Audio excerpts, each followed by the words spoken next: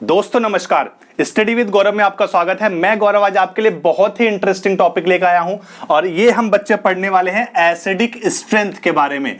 किसके बारे में हम पढ़ेंगे? एसिडिक स्ट्रेंथ के बारे में, या इसे एसिडिटी भी कह सकते हैं।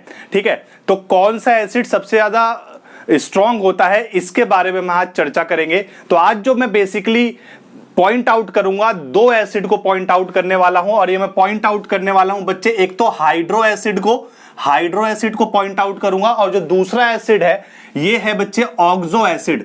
ठीक है, तो ये इन दो एसिडों पे आज हम चर्चा करने वाले हैं। तो बिना किसी देरी को वीडियो को शुरू करते हैं और अगर आपको वीडियो पसंद आती है तो वीडियो को लाइक करें, शेयर करें और चैनल को सब्सक्राइब जरूर करें।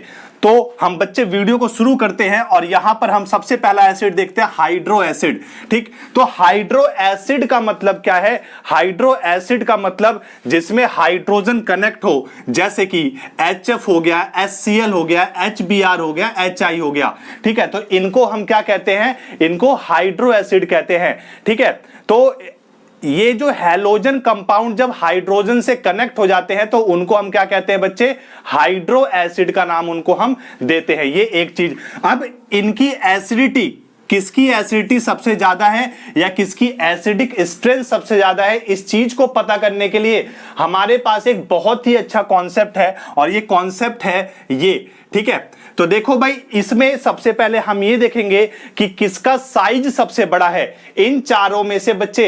Hydrogen fluoride, hydrogen chloride, hydrogen bromide और हाइड्रोजन आयोडाइड में से साइज किसका बड़ा है? तो हाइड्रोजन तो एक कॉमन है भाई, तो फ्लोरीन, क्लोरीन, ब्रोमीन और आयोडीन में से बच्चे साइज किसका बड़ा है? बिल्कुल सही, साइज बड़ा है बच्चे आयोडीन का। तो आयोडीन का साइज सबसे बड़ा है और जिसका साइज सबसे बड़ा होगा तो इसका मतलब क्या है बच्चे? उसकी बॉन्ड लेंथ भी उतनी ही ज्यादा होगी और अगर बॉन्ड लेंथ ज्यादा है तो ये इजीली हाइड्रोजन आयन को क्या कर देगा?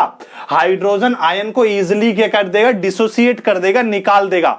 तो कौन सा एसिड सबसे ज्यादा स्ट्रॉन्ग होता है? जो इजीली H+ आयन क्या कर दे? डिसोसिएट कर दे, निकाल दे, या इजीली प्रोटॉन को निकाल दे, उसे हम हायर या स्ट्रॉन्गर एसिड कहते हैं। ठीक है, तो यहां पर एक कॉन्सेप्ट आपको याद रखना है, बहुत ही अच्छा कॉन्सेप्ट है। ये कॉन्सेप्ट क्या है बच्चे? कि साइज जो होता है वो डायरेक्टली प्रोपोर्शनल होता है किसके? बॉन्ड लेंथ के, और बॉन्ड लेंथ डायरेक्टली प्रोपोर्शनल है एसिडिक स्ट्रेंथ के। ठीक है, तो अब आपको जवाब मिल गया होगा कि इन चारों में से सबसे स्ट्रॉन्गर एसिड कौन सा है? बिल्कुल सही, जिसका साइज सबसे बड़ा है। ठीक है, तो सबसे स्ट्रॉन्गर एसिड कौन सा होगा? HI होगा, फिर HBr होगा, फिर HCl होगा और फिर क्या होगा?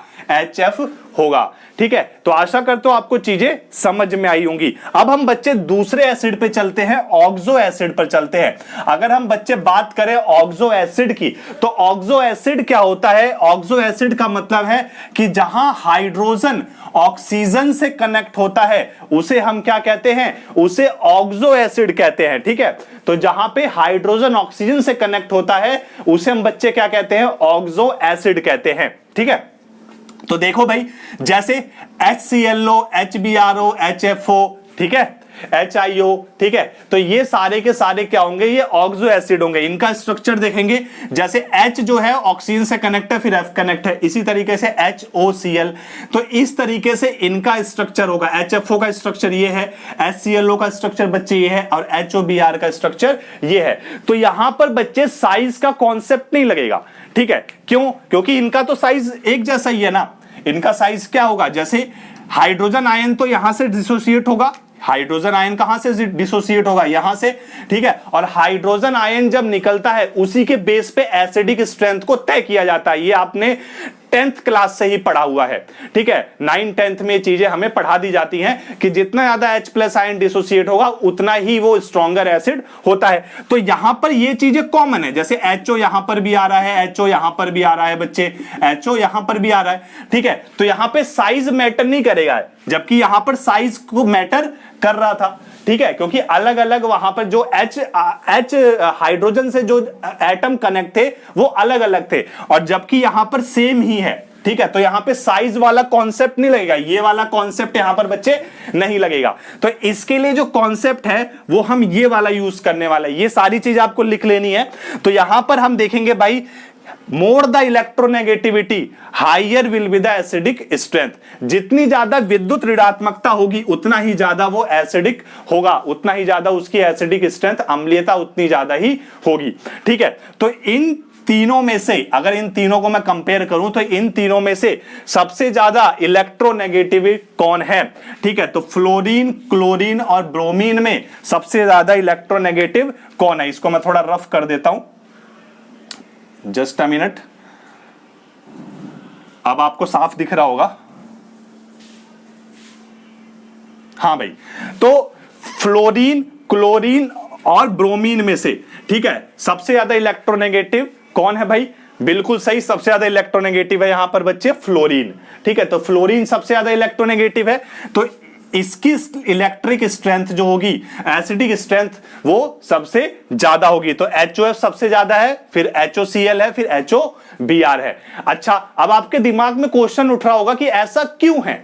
ठीक है, तो देखो भाई, जो इलेक्ट्रोनेगेटिव एलिमेंट होता है ना, वो इलेक्ट्रॉन पेयर को अपनी तरफ से रिपेल करता है, मतलब इसकी तरफ ये शिफ्ट हो जाएगा। ये जो यहां पर जो इलेक्ट्रॉन है ऑक्सीजन का, वो फ्लोरीन की तरफ जो है वो शिफ्ट हो जाएगा। तो जब ये इलेक्ट्रॉन इधर की तरफ शिफ्ट होगा इस तरह से, तो ये वाला बॉन्ड क्या हो जाएगा? कमजोर पड़ जाएगा। तो ये इजिली यहां से H+ आयन उतना इजिली क्या हो जाएगा बच्चे? डिसोसिएट हो जाएगा। तो आशा करता हूं आपको ये भी कॉन्सेप्ट समझ में आया होगा। तो कभी भी अगर ऑक्सो एसिड का कॉन्सेप्ट आए आपके एग्जाम में इस तरीके से अरेंज करने के लिए, ठीक है, ऑक्सो एसिड का कॉन्सेप्ट आए, तो आपको ये वाला कॉन्सेप्ट देखना है कि इलेक्ट्रोनेगेटिव सबसे ज्यादा कौन सा है। ठीक है, तो जितना ज्यादा इलेक्ट्रोनेगेटिव होगा उतना ही ज्यादा एसिडिक स्ट्रेंथ वहां पर होगी। ठीक है, तो ये एक बात हुई भाई। अब हम तीसरा कॉन्सेप्ट सीखने जा रहे हैं। तीसरा कॉन्सेप्ट है कि अगर बच्चे ऑक्सो एसिड जो है सिमिलर हैलोजन के हों, अगर ऑक्सो एसिड किसके हों बच्चे? सिमिलर हैलोजन के ऑक्सो एसिड अगर हैं, ठीक है, तो हम क्या करेंगे? सिमिलर हैलोजन से मतलब है HClO, HClO2, HClO3, HClO4। ये मैंने एक एग्जांपल लिया आपको समझाने के लिए। क्लोरीन की जगह फ्लोरीन भी हो सकता है या ब्रोमीन भी हो सकता है। ठीक है, तो HClO को हम बोलते हैं हाइपोक्लोरस एसिड कहते हैं ना। मैं इसका नाम भी आपको बता देता हूं। HClO को क्या कहते हैं बच्चे? हाइपोक्लोरस एसिड कहते हैं। ठीक है, HClO2 को बच्चे कहते हैं क्लोरस एसिड। हाइपो नहीं आता यहां पे सिर्फ क्लोरस एसिड आ जाता है। HClO3 को हम क्लोरिक एसिड कहते हैं और HClO4 को हम बच्चे क्या कहते हैं? पर क्लोरिक एसिड कहते हैं। ठीक है, तो अब अगर हमें इनकी एसिडिक स्ट्रेंथ को देखना है तो हम कैसे देखेंगे?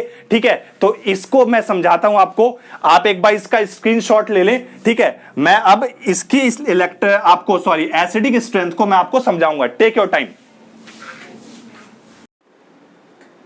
ओके बच्चों, तो अब हम देखेंगे कि जो सिमिलर हैलोजन के ऑक्सो एसिड हैं उनकी एसिडिक स्ट्रेंथ कैसे वेरी करती है। ठीक है, तो उनको समझने के लिए सबसे पहले मैंने इन सारे जो सिमिलर हैलोजन एसिड का जो मैंने एग्जांपल लिया था, हाइपोक्लोरस, क्लोरस, क्लोरिक और परक्लोरिक एसिड का जो एग्जांपल लिया था, इनको डिसोसिएट करके देखते हैं कि यहां पर क्या कॉन्सेप्ट निकल कर आता है। तो देखो भाई, सबसे पहला एग्जांपल है जो हाइपोक्लोरस है। ठीक है, तो हाइपोक्लोरस को अगर हम डिसोसिएट करेंगे तो ये H+ और Cl नेगेटिव में टूटेगा।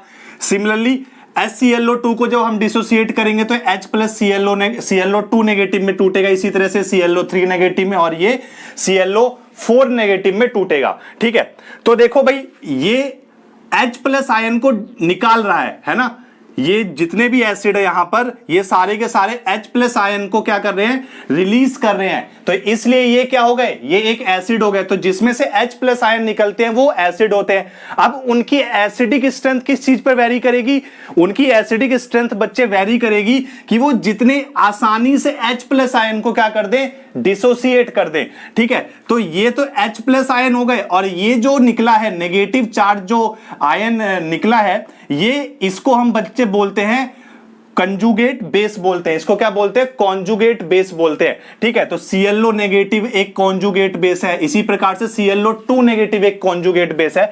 तो इस कॉन्सेप्ट को समझने के लिए, इसकी एसिडिक स्ट्रेंथ को समझने के लिए हम एक कॉन्सेप्ट को समझते हैं। तो देखो भाई, किसी भी आयन का जो स्टेबिलिटी होता है वो निर्भर करता है उस आयन पर डिस्पर्जन ऑफ चार्ज के। मतलब जिस आयन पर जितना ज्यादा चार्ज डिस्पर्स होगा, जितना ज्यादा चार्ज की शिफ्टिंग होगी, वो उतना ही स्टेबल आयन होगा। ठीक है, जैसा हम रेजोनेंस इफेक्ट में पढ़ते हैं तो उसमें भी यही सेम कॉन्सेप्ट होता है।